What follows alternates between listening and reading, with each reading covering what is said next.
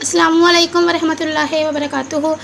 उम्मीद है आप सब लोग खैरियत से होंगे। आज की इस वीडियो में हम लोग स्टार्ट करने लगे हैं MTS 642 फ्लूइड मैकेनिक्स का मिड टर्म सिलेबस। इसके मिड टर्म में टॉपिक नंबर 1 to 75 तक ये इसका मिड टर्म सिलेबस होता है। और आज की इस वीडियो में इंशाल्लाह हम लोग कवर करेंगे टॉपिक नंबर 1 से टॉपिक नंबर 15 तक। अगर मैं आपको MTS 642 का थोड़ा सा इंट्रोडक्शन दूँ तो ये एक ऐसा सब्जेक्ट है जिसमें बेसिक फिजिक्स के कॉन्सेप्ट हैं, मतलब ऐसे कॉन्सेप्ट जो आप already 9, 10 first year second year में स्टडी कर चुके हैं। ये वही कॉन्सेप्ट हैं, वही कॉन्सेप्ट यहाँ पे रिपीट हो रहे हैं। अगर आपको वो कॉन्सेप्ट अभी तक याद हैं तो आपके लिए MTS 642 बिल्कुल भी मुश्किल नहीं है, आप इसको इजीली कवर कर लेंगे।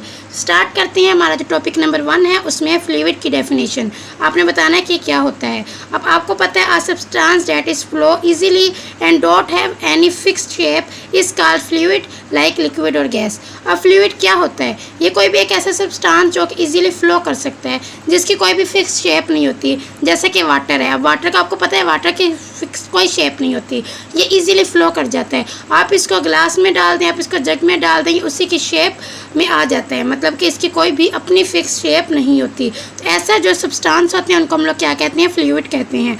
अब fluid between distinction between solid and fluid is made any basis of substance ability to resist an applied shear or tangential stress that tends to change its shape। अब ये किस चीज़ पे डिपेंड करता है? ये डिपेंड करता है शेयर स्ट्रेस पे। स्ट्रेस क्या होता है? स्ट्रेस के बारे में आप लोग पढ़ चुके हैं ऑलरेडी, ये नीचे इसकी डेफिनेशन भी आ रही है। स्ट्रेस होता है फोर्स अप्लाई करना। किसी भी बॉडी पर जब आप फोर्स अप्लाई करते हैं वो अपनी शेप को चेंज कर लेता है, ठीक है, उसको कहते हैं हम लोग स्ट्रेस। तो यहाँ पर उन्होंने यही एक पॉइंट लिखा हुआ है, सॉलिड में जो स्ट्रेस होता है वो प्रोपोर्शनल होता है स्ट्रेन के, कि कितने स्ट्रेन कहते हैं डिफॉर्मेशन को, but in fluid stress is proportional to strain rate. अब ये वाला जो पॉइंट है ना, इन सॉलिड एंड फ्लूइड, ये आपके MCQs में पूछा जाता है। MCQs में कैसे आता है कि सॉलिड में स्ट्रेस किसके प्रोपोर्शनल है और फ्लूइड में स्ट्रेस किसके प्रोपोर्शनल है। तो आपने याद रखना है, सॉलिड में वो स्ट्रेन के प्रोपोर्शनल होता है और फ्लूइड्स में वो स्ट्रेन रेट के प्रोपोर्शनल होता है। और स्ट्रेन रेट क्या होता है? इसमें हम लोग मेजर करते हैं कि कितनी डिफॉर्मेशन हुई है, कितने उसमें, मतलब एक जो शेप है उसमें किस कदर चेंज आया है, वो उसमें कितनी डिफॉर्मेशन हुई है। नेक्स्ट हमारे पास जो टॉपिक है वो है स्ट्रेस। अब स्ट्रेस क्या होता है? It is defined force per unit area and it is determined by dividing force by area. मतलब कि ये क्या होता है? फोर्स पर यूनिट एरिया, और इसका फार्मूला भी यही होता है F/A, ठीक है।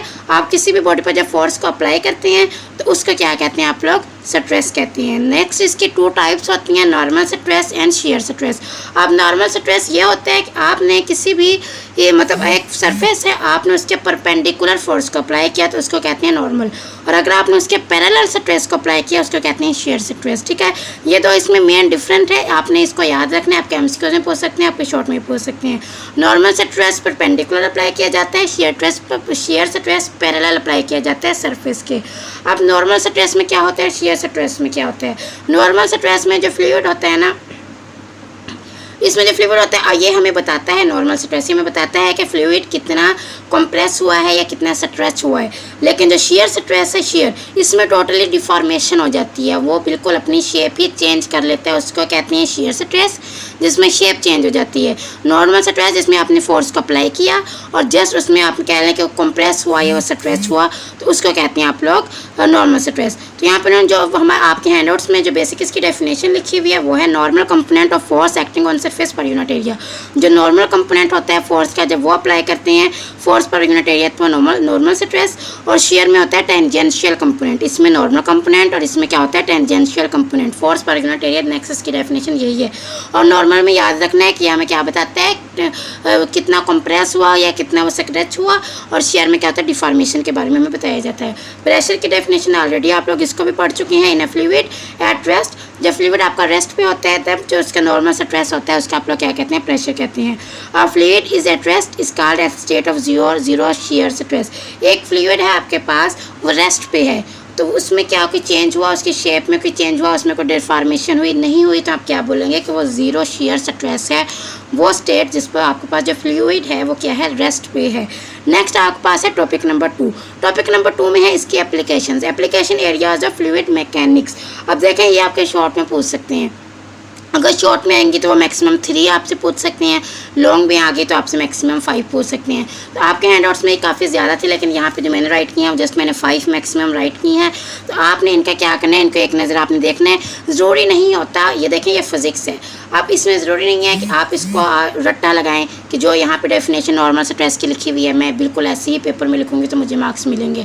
आपने कॉन्सेप्ट ले लिया, आप इसको अपने वर्डिंग में लिख के आए, हो ही नहीं सकता कि आपके मार्क्स कम हो जाए। अब ये जो एप्लीकेशंस हैं, अब ज़रूरी नहीं है कि आप इसको हैंड आउट से देख के रट्टा लगाएं। यही सेम सेंटेंस, ये जो पॉइंट्स उन्होंने यहाँ पे गिवन है हैंड आउट्स में, आप इन्हीं सेम टू सेम आप यही लिख के आए। नहीं, आप अपने वर्डिंग में लिख देंगे, आपके पास कॉन्सेप्ट है, आप अपने वर्डिंग में लिख के आएँ, आप अपनी ईजी वर्डिंग में लिख देंगे, आपको मार्क्स मिलेंगे। तो यहाँ पे जो एप्लीकेशंस की बात हो रही है वो है कि everyday activities and in design modern engineering system, जो आपकी डेली एक्टिविटीज़ होती हैं उसमें फ्लूइड मैकेनिक्स यूज़ होती है। It plays a vital role in human body, ये हमारी ह्यूमन बॉडी में एक वाइटल रोल करती है। आर्टिफिशियल हार्ट, जितने भी आर्टिफिशियल हार्ट होते हैं या ब्रीथिंग मैकेनिक्स, डायलिसिस सिस्टम, ये जितने भी होते हैं ये सारे क्या होते हैं, इस फ्लूइड मैकेनिक्स के बेस पर डिज़ाइन होती हैं। ठीक है, तो ये आपने वर्डिंग में लिख सकते हैं कि जितने भी आर्टिफिशियल हार्ट है, ब्रीथिंग मशीन्स हैं या डायलिसिस सिस्टम है, ये हो गए, ये जितने भी हैं, या कूल्ड वाटर में, नेचुरल गैस में, सेवेज में, ये जितने भी होती हैं बहुत ज़्यादा। अगर आपको ये मुश्किल लग रहे हैं ये वाले पॉइंट्स तो आप अपने हैंड आउट से देखें, जो इसकी काफ़ी ज़्यादा एप्लीकेशंस लिखी हुई हैं, आप उन एप्लीकेशंस को एक बार पढ़ लें, इंशाल्लाह आपके माइंड में कोई 3 to 5 तो याद रहेंगी। तो आप वही अगर आप अपने पेपर में लिखाएंगे अपने वर्डिंग में तो आपको उसके भी मार्क्स मिल जाएंगे। ये कहाँ कहाँ पे यूज़ होती है, व्हीकल्स में यूज़ होती हैं, गाड़ियों में, ऑटोमोबाइल में यूज़ होती हैं, आर्टिफिशियल हार्ट्स को बनाने में यूज़ होती हैं, सांस लेने वाली जो मशीनें होती हैं उनमें यूज़ होती हैं, बाकी पाइपिंग सिस्टम में यूज़ होते हैं, कोल्ड वाटर में, नेचुरल गैस में, हर जगह पर ये फ्लूइड मैकेनिक्स से ये यूज़ होते हैं। ठीक है, ये आपने अपने माइंड में रखना है। नेक्स्ट आपके पास है टॉपिक नंबर 3। टॉपिक नंबर 3 है नो स्लिप कंडीशन। अब ये नो स्लिप कंडीशन क्या होती है, ये भी आई थिंक 9 में या फर्स्ट ईयर में आप लोग पहले से पढ़ चुके हैं। अब नो स्लिप कंडीशन में क्या होता है कि आपके पास एक सरफेस है, ठीक है, उस सरफेस के ऊपर कोई भी फ्लूइड फ्लो कर रहा है, ऐसा पॉइंट जिस पर उसकी जो वेलोसिटी है, वेलोसिटी वो 0 हो जाए, उस पॉइंट को आप लोग क्या कहते हैं, उस पॉइंट पे होती है नो स्लिप कंडीशन। ठीक है, जहाँ पर वेलोसिटी क्या होती है, 0 होती है। Consider the flow of fluid in a stationary pipe और ओवर सॉलिड सरफेस। आपके पास एक फ्लूइड है जो कि फ्लो कर रहा है, कोई भी एक स्टेशनरी पाइप है या कोई भी सॉलिड सरफेस है। Solid stick to the surface due to viscous effects and there is no slip. तो यहाँ पे जब वेलोसिटी, आपने एक बात याद रखनी है पूरे इसमें MTS 642 में, वेलोसिटी जहाँ पे 0 होगी वहाँ पे विस्कोसिटी मैक्सिमम होगी, और जहाँ पे विस्कोसिटी 0 होगी वहाँ पे वेलोसिटी मैक्सिमम होगी। ठीक है, वेलोसिटी एंड विस्कोसिटी दोनों क्या है, इन्वर्स रिलेशन में है। तो नो स्लिप कंडीशन में क्या होता है कि एक आपके पास एक कोई भी आपके पास एक सरफेस है, उस पर आपके पास V 0 है, वेलोसिटी 0 है, विस्कोसिटी क्या है, मैक्सिमम है। तो उस विस्कोसिटी जब मैक्सिमम है तो विस्कस इफेक्ट की वजह से वहाँ पे कोई भी मूवमेंट नहीं होती, ज़्यादा मूवमेंट नहीं होती, तो आप कह सकते हैं कि वहाँ पे कोई भी स्लिप कंडीशन नहीं होती, तो इसको कहते हैं नो स्लिप कंडीशन। अब नो स्लिप कंडीशन में एक बाउंड्री लेयर का कॉन्सेप्ट भी आता है। ये वाली जो सरफेस है जहाँ पर V 0 होता है आपका, उसी को कहते हैं बाउंड्री लेयर। वो लेयर जहाँ पर आपके पास ये नो स्लिप कंडीशन होती है, जहाँ पर वेलोसिटी 0 होती है, विस्कोसिटी मैक्सिमम होती है, उसको आप लोग क्या कहते हैं, बाउंड्री लेयर कहते हैं।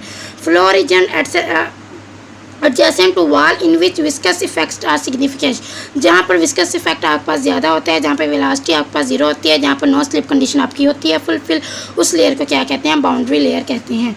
नेक्स्ट है आपके पास फ्लो सेपरेशन। और फ्लो सेपरेशन भी क्या है, फ्लो सेपरेशन में ये होता है कि आपके पास देखें ना, एक सरफेस जो अभी हमने डिस्कस की बाउंड्री लेयर, जहाँ पे आपके पास वेलोसिटी 0 थी, अब अगर ये वेलोसिटी मैक्सिमम होना स्टार्ट हो जाए, मतलब कि ये इंक्रीज़ होना स्टार्ट हो जाए, तो तब क्या होता है, जो बाउंड्री लेयर होती है वो ज़्यादा अटैच नहीं रहती उस सरफेस के साथ। मतलब देखें ना, ये सरफेस, हमने इस सरफेस को डिस्कस किया कि वो सरफेस जहाँ पर वेलोसिटी 0 होती है आप उसको क्या कहते हैं, बाउंड्री लेयर कहते हैं।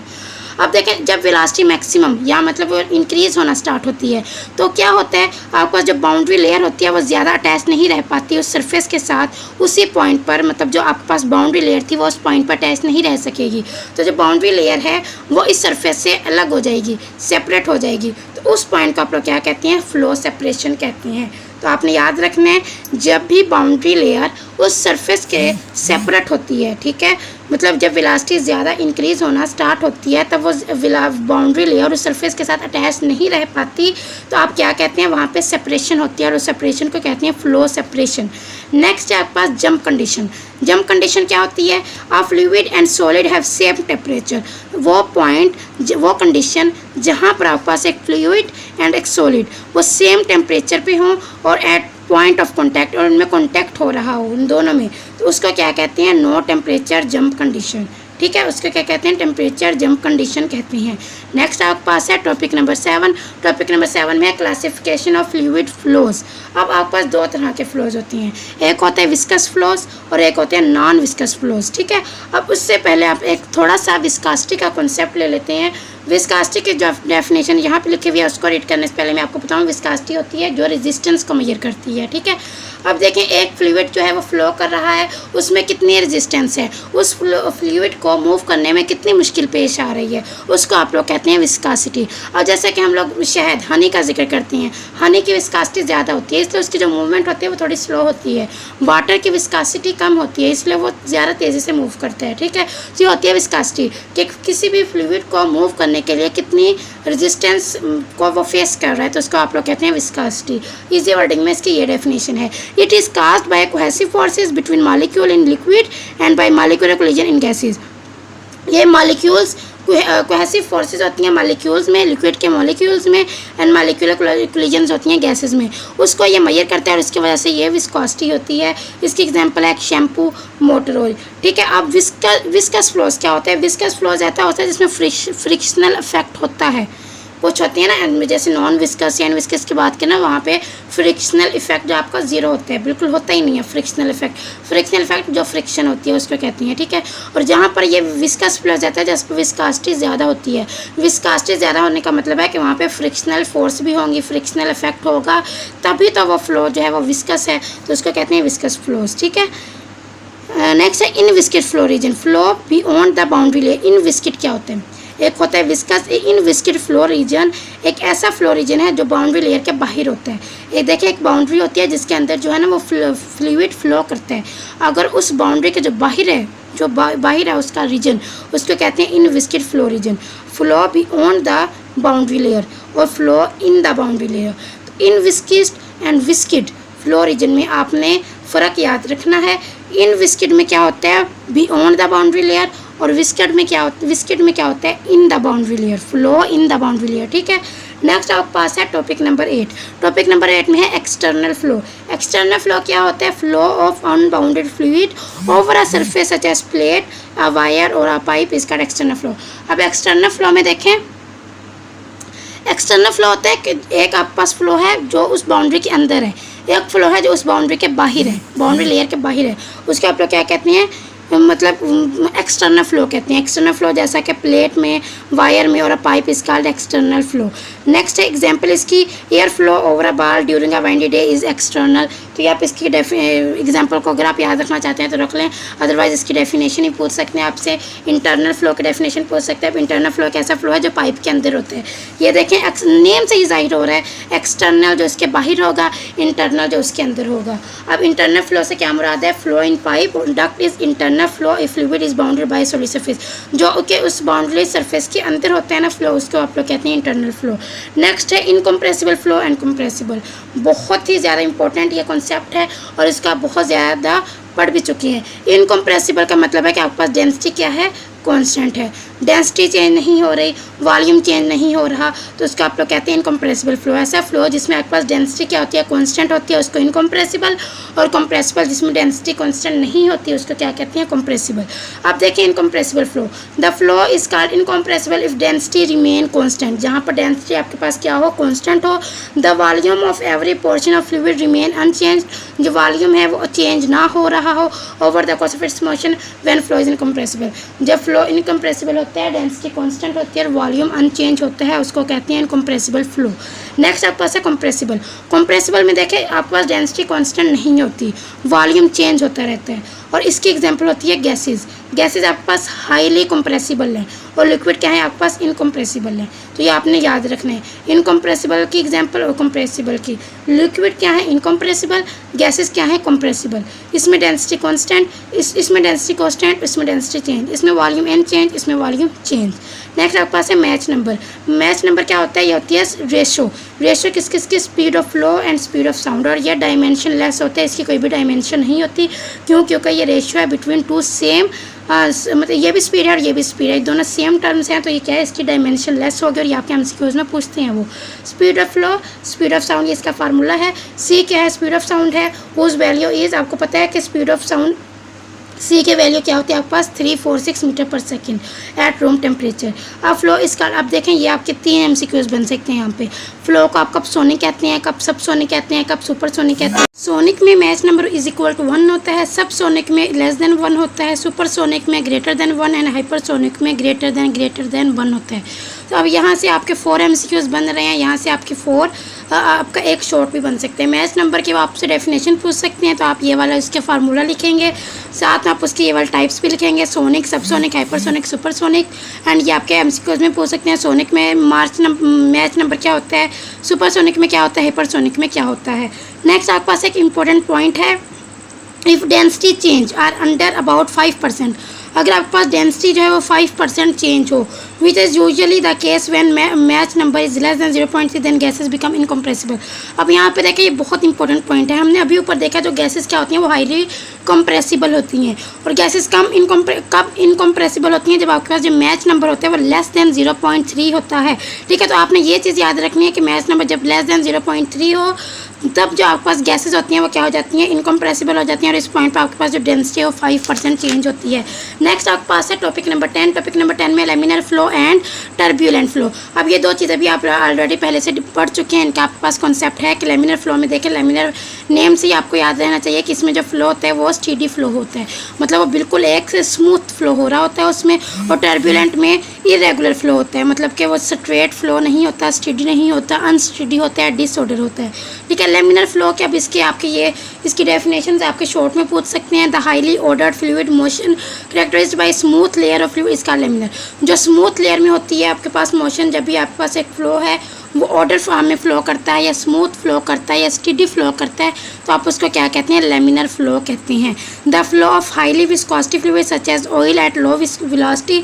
अब अभी मैंने आपको बताया था कि जहाँ विस्कोसिटी हाई होती है वहाँ पे वेलोसिटी लो होती है, तो लैमिनार में आप लोगों ने याद रखना है कि इसमें वेलोसिटी लो होती है, विस्कोसिटी हाई होती है। ठीक है, तो ये चीज़ आपने याद रखनी है, ये आपके एमसीक्यूज में पूछ सकते हैं, और आपने जब इसकी वो आपसे डेफिनेशन पूछेंगे शॉर्ट में, तो आपने वहाँ पर भी ये राइट करना है। नेक्स्ट टर्बुलेंट फ्लो है। टर्बुलेंट फ्लो में मैंने अभी आपको बताया कि टर्बुलेंट फ्लो क्या था, डिसऑर्डर फ्लो, मतलब जिसमें वो आपके पास अनस्टेडी मोशन होती है, उसकी वो स्ट्रेट या स्मूथ फ्लो नहीं कर रहा होता, उसमें क्या होती है, वेलोसिटी आपके पास ज़्यादा होती है, विस्कोसिटी कम होती है, मतलब इसका अपोजिट केस होता है, उसको आप लोग क्या कहते हैं, टर्बुलेंट फ्लो कहते हैं। यही चीज़ नीचे लिखे है, low viscosity high velocity. Next आपके पास, और ये चीज़ आप लोगों ने याद रखनी है, रिनॉल्ड नंबर। जो रिनॉल्ड नंबर होते हैं ना लैमिनर फ्लो में, वो होते हैं लेस देन 2000, और जो टर्बुलेंट में होता है रिनॉल्ड, वो होता है ग्रेटर देन 4000। ठीक है, ये दो पॉइंट आप लोगों ने याद रखने हैं, आपके एमसीक्यूज में पूछ सकते हैं, less than 2000 and greater than 4000। अब रिनॉल्ड नंबर होता है क्या, ये होता है जिसमें आपके पास ये रिनॉल्ड नंबर ये डायरेक्ट ये इक्वल होता है रो डेंसिटी वेलोसिटी लेंथ पर विस्कोसिटी, मतलब कि इसमें जो ये डायरेक्ट रिलेशन में होते हैं वेलोसिटी के, ये इन्वर्स रिलेशन में होता है विस्कोसिटी के, डेंसिटी के भी डायरेक्ट रिलेशन है और लेंथ के भी डायरेक्ट रिलेशन है।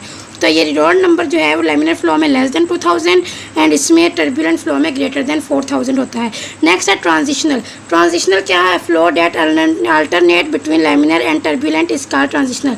ट्रांजिशनल कहते हैं मतलब दरमियान के कंडीशन, ना जो आपके पास फ्लो लैमिनर हो ना वो टर्बुलेंट हो, दरमियानी जो कंडीशन होती है आप उसको कहते हैं ट्रांजिशनल।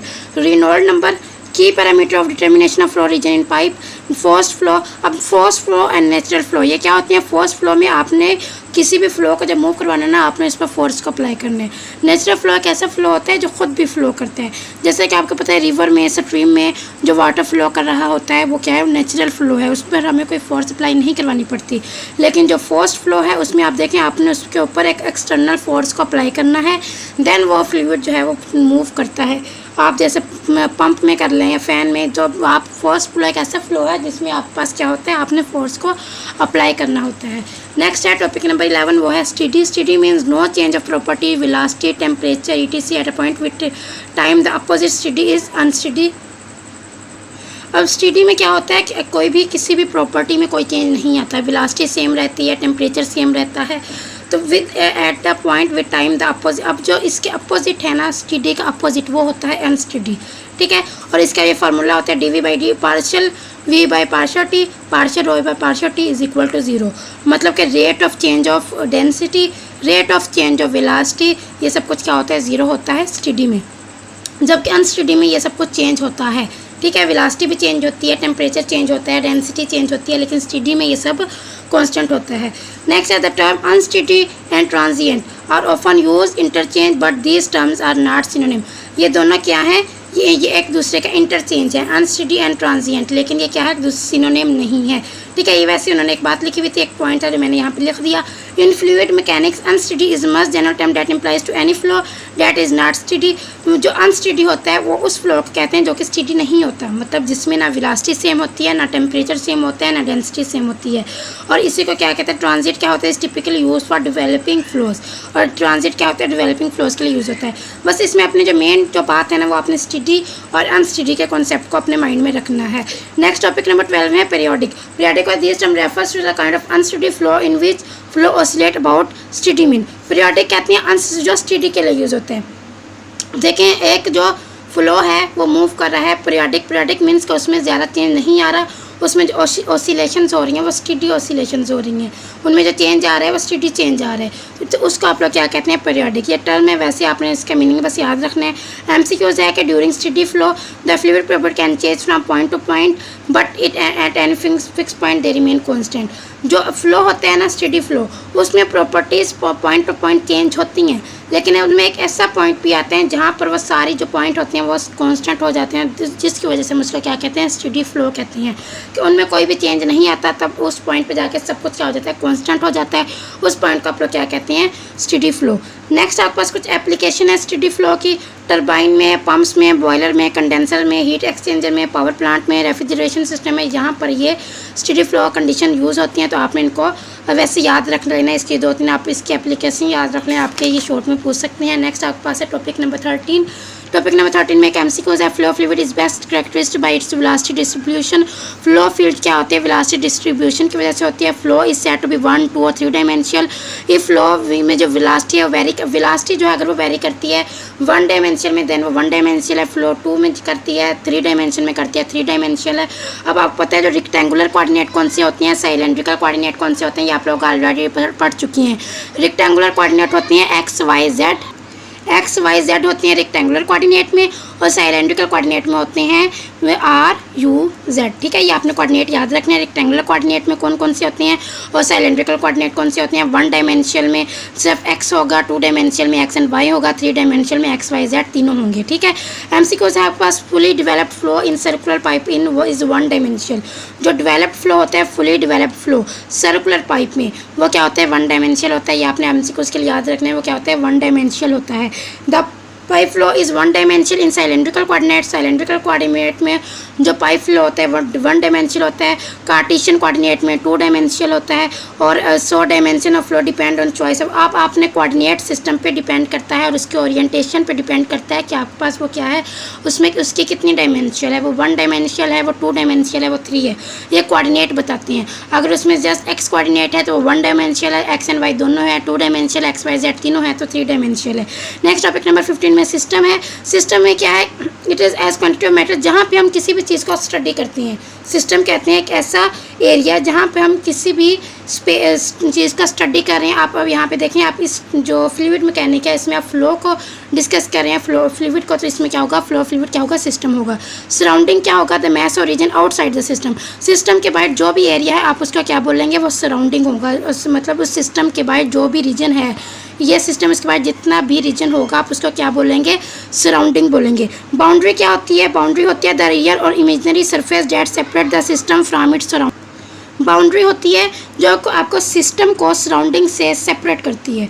सिस्टम क्या है, अंदर वाला रीजन है, सराउंडिंग क्या है, बाहर वाला रीजन है। और बाउंड्री क्या है, जो आपके पास इस सिस्टम और इस सराउंडिंग इनको सेपरेट करती है, उसको आप लोग क्या बोलेंगे, बाउंड्री बोलेंगे, ठीक है। द रियल और इमेजिनरी सरफेस, एक ऐसी सरफेस जो सिस्टम को सराउंडिंग के साथ सेपरेट करती है, उसको आप लोग क्या कहते हैं, बाउंड्री कहते हैं। इंपॉर्टेंट पॉइंट ये है, boundary of systems can be fixed और मूवेबल। जो बाउंड्री होती है वो मूवेबल भी हो सकती है, वो फिक्स भी हो सकती है। Know that boundary is contact surface shared पे सिर्फ ये पॉइंट है कि जो बाउंड्री होती है वो पहला पॉइंट ये है कि जो बाउंड्री होती है वो फिक्स्ड भी होती है, मूवेबल भी होती है। दूसरी बात यह है कि जो बाउंड्री है वो कॉन्टैक्ट में होती है कुछ सराउंडिंग के साथ भी और सिस्टम के साथ, दोनों के साथ, क्योंकि सराउंडिंग और सिस्टम के दरमियान में होती है तो इन दोनों के साथ वो क्या होता है, कॉन्टैक्ट में होती है। बाउंड्री है zero thickness, it can nether contain any mass occupy any volume. अब बाउंड्री के बारे में ये पॉइंट आपने याद रखना है कि इसकी थिकनेस क्या होती है, जीरो होती है, इसके पास कोई भी मैस नहीं होता और ना इसका कोई वॉल्यूम होता है। ठीक है, ये बाउंड्री की डेफिनेशन है, थोड़ी सी याद रखनी है। क्लोज सिस्टम क्या होता है, इसमें फिक्स्ड अमाउंट ऑफ मैस होती है। और ओपन सिस्टम क्या होता है, is properly selected region in space. ये कोई भी एक सिलेक्टेड रीजन स्पेस में आप जब कोई भी रीजन को सिलेक्ट करते हैं तो उसका आप क्या कहते हैं, ओपन सिस्टम कहते हैं या कंट्रोल वॉल्यूम कहते हैं। क्लोज सिस्टम क्या होता है कि आपके इसके पास कोई भी amount of mass contain fixed amount of mass, उसको क्या कहते हैं, क्लोज सिस्टम कहते हैं। बाउंड्री की ये डेफिनेशन याद रखनी है। ये था आज का हमारा लेक्चर जिसमें हमने फ्लूइड मैकेनिक्स के टॉपिक नंबर 1 से 15 को डिस्कस किया। होप सो आपको मेरा ये लेक्चर पसंद आया होगा। अगर आप मेरे चैनल पे न्यू थे तो काइंडली सब्सक्राइब करके जाइएगा, एक अच्छा सा कमेंट करके जाइएगा। अपना बहुत सारा ख्याल रखिएगा। जज़ाकल्लाह, अल्लाह हाफिज़।